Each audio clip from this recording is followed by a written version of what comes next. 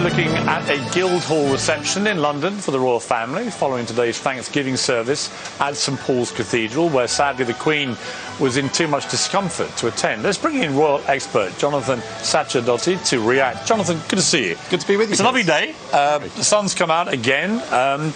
Big service today, but the main player not there. Significant, I think.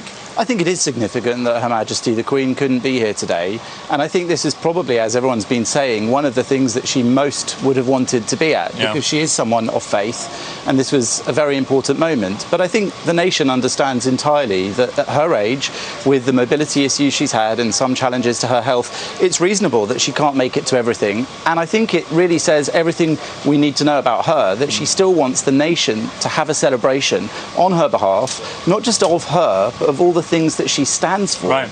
So that's why the show goes on, let's say, and that's why, even though she wasn't there, the family represented her. They did, but here's the problem, isn't it? The show did go on, but the family is clearly fractured. We had on one side Charles and Camilla, and we had William and Kate, the sort of A-list, if you like, the future monarchs of the country.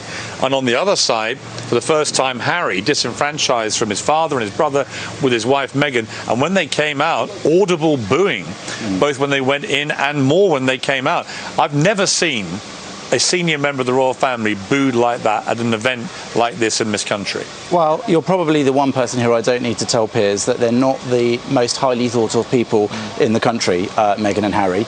And I think that really, actually, the Queen and the royal family have behaved quite well, and they've played this one perfectly, because yes, they weren't in the front row, they weren't with the other major working royals, but that's because they made a decision to step out from that life. They've made their own life. Now, we can approve of that as much as we want to or don't, but what they've therefore been treated as here are guests and members of the family. Let's not forget, the Queen says that Harry is a much-loved member of the family. They all are, and I think she's treated him that way. She sent her car to go and get him from the airport. She's had him put up in Frogmore Cottage, had the others kicked out for the time that he's there. They were in the service. They were with the rest of the family in private yesterday during Trooping the Colour. So, you know, they have really been treated as part of the family, but not as working royals, not out there up front and centre. No. Not to their taste. They love to be front and centre, but that's not what this is about. I haven't seen them yet at this Guildhall event, and I was told yesterday, after Trooping the Colour, the family mingled together out in a little garden area around the back of the palace, and Meghan and Harry didn't go to that. So they're clearly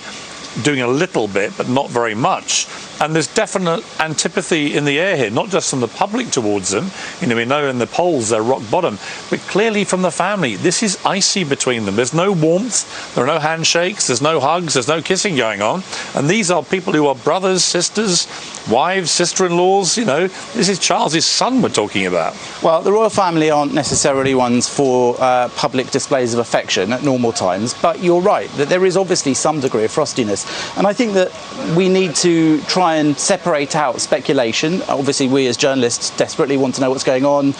We speculate, we gossip, but very few of us will have any actual insight into what's going on behind closed doors. I would assume, and this is how we must always start these sorts of conversations, that there's a lot of tension there, because they go out in public. If the royals want to convey a message, they're very, very good at using the media by releasing pictures. We've seen nothing from yesterday, behind the scenes released. There's been nothing to try and tell the world we're all getting on with each other again. And that, to me, again, rather like the Queen's absence today, these are significant things which we're watching unfurl. Jonathan, thank you very much. It's been great. Really good to see you.